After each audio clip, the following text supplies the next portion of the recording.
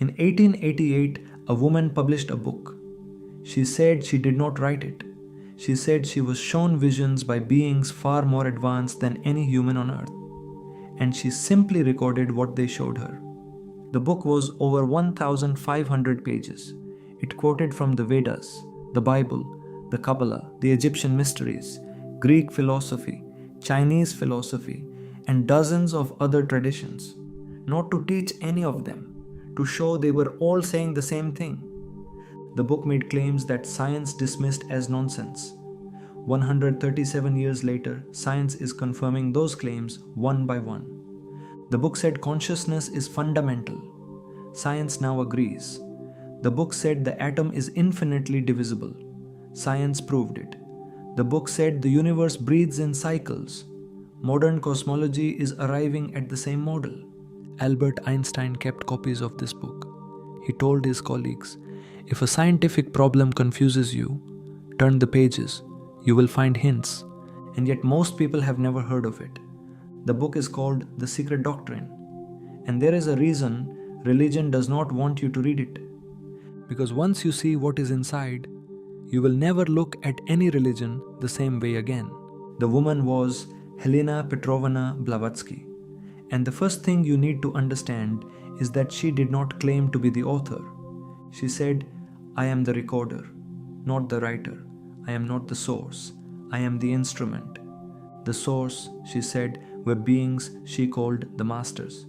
Not gods, not angels. Highly evolved human beings who had passed through the stages of development that most of humanity has not yet reached. When Blavatsky wrote, people who were in the room described the process. She would sit at her desk and stare into space as if watching something no one else could see. Her pen would move across the page. She was not composing, she was copying. Something was being shown to her, like a three-dimensional movie playing before her eyes, and she was recording it. When she needed to quote a scripture, the exact page from the exact book would appear before her.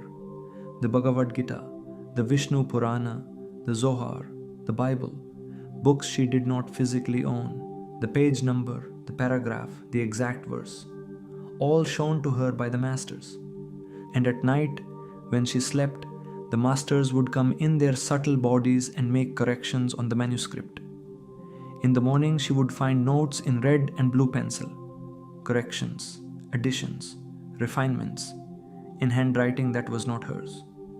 When people questioned whether the masters were real, whether Blavatsky had invented them to give herself credibility, she responded simply, "If this knowledge were mine, imagine how great I would be. But I do not have this knowledge. Those who gave it to me are far greater than I will ever be." She also wrote something that most authors would never write. She said, "My mind is limited. The masters' minds are vast. It is possible that I have not perfectly understood everything they showed me. So do not take what I have written as absolute truth. Read it. Think about it. Test it against your own understanding. Accept what makes sense. Set aside what does not." That kind of humility in an author tells you something. This was not someone building a personal brand. This was someone delivering a message that was not hers to keep. At the foundation of everything in the book are three fundamental propositions.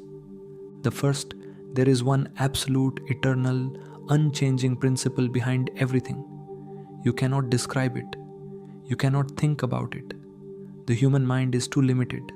The Hindus call it Parabrahm. But even calling it something makes it smaller than it is. It does not create the universe.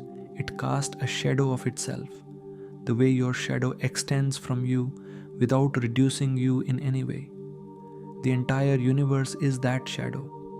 The second, the universe is not permanent. It breathes, it manifests for billions of years, then dissolves back into rest for billions of years.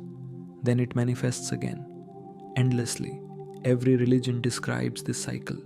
The Vedas call it the days and nights of Brahma. Modern cosmology is now exploring cyclic universe models. The book described this in 1888. The third, every soul evolves through experience. from the smallest particle of matter to the highest being in existence, everything is on a journey of conscious evolution. Nothing is dead. Not a stone, not an atom, not empty space. Everything carries consciousness at some level, and every particle of matter is a future Buddha, a future God, given enough time and enough evolution. Now, here is the part that makes religious institutions uncomfortable. The Secret Doctrine does not attack any religion. It does something far more dangerous. It shows that every religion is a local translation of one original knowledge. The creation stories match, the flood stories match, the descent of consciousness into matter matches, the concept of karma matches, the idea of liberation matches, the symbolism of the serpent, the cross, the lotus, the number 7, all of it matches. Not because these traditions copied each other. Most of them had no contact with each other. They match because they all drew from the same source. The book does not say any religion is wrong. It says every religion carries truth. But over time, that truth gets distorted. Rituals replace understanding. Symbols lose their meaning. Stories become literal when they were meant to be symbolic. And the original knowledge gets buried under layers of interpretation. The Secret Doctrine attempts to strip away those layers and reveal the original teaching underneath. This is why the book's subtitle is Synthesis of Science, Religion, and Philosophy. Not three separate things stitched together. One truth that contains all three. Every statement in the book has a scientific aspect, a philosophical aspect, and a spiritual aspect. Because reality itself has all three. The book also makes a bold claim about worship. It says the only thing worth worshipping, the book says, is the one absolute principle. And that worship does not happen in a man-made temple. It happens inside a purified heart. When your intentions become selfless and your actions align with natural law, that itself is worship. The voice of your inner conscience is the voice of the divine guiding you. When the Secret Doctrine was published, science dismissed it. 137 years later, science is quietly proving it right. The book said consciousness is not produced by matter. Consciousness is the foundation. Matter arises within it. In 2025, a peer-reviewed paper from Uppsala University proposed exactly this: consciousness as a fundamental field, not generated by the brain, the ground of all reality. The book said the atom is not the smallest unit of matter. The atom is infinitely divisible. At the time, science insisted the atom was indivisible. That is literally what the word atom means. Then science split the atom, found protons, neutrons, electrons, then quarks, then quantum fields. The book was right. Science was wrong. It just took 100 years to catch up. The book said every particle of matter carries consciousness. Nothing is dead. Quantum physics discovered the observer effect. Particles behave differently when observed. Consciousness and matter interact at the most fundamental level. The book said this in 1888. Physics arrived there in the 20th century. The book said the universe expands and contracts in cycles spanning billions of years. Modern cosmology is now exploring cyclic models of the universe. The Big Bang may not be a one-time event. It may be one breath in an infinite cycle of breathing, exactly as the book described. Einstein took this book seriously. He kept copies. He recommended it to fellow scientists. He understood that there was knowledge in these pages that science had not yet reached. And here we are in 2026. AI is forcing us to ask what consciousness is. Quantum physics is showing us that matter is not what we thought. Epigenetics is confirming that experiences travel across generations, what the book calls karma.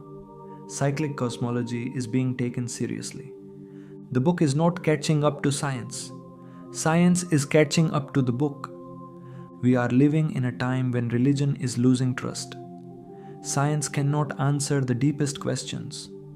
People are searching for something that connects everything without asking them to abandon their intelligence. This book is that connection, written in 1888, confirmed slowly, painfully, grudgingly by the very science that dismissed it.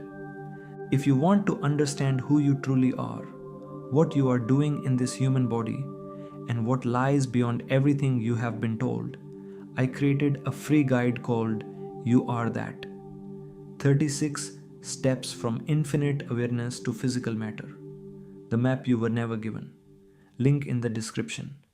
And one more thing, this video is not a one-time event. This is the beginning. Starting this Saturday, I am reading The Secret Doctrine with you. Every week, one chapter at a time. Every Saturday, I will break down the next part of this book in plain language. No Sanskrit you cannot understand. No academic jargon. Just the knowledge, translated for 2026. By the end of this series, you will understand what is inside it better than 99% of people on this planet. This is not a book club. This is a journey through the most comprehensive map of reality ever recorded. And you are invited. Subscribe and turn on notifications so you do not miss a single episode. I start this Saturday.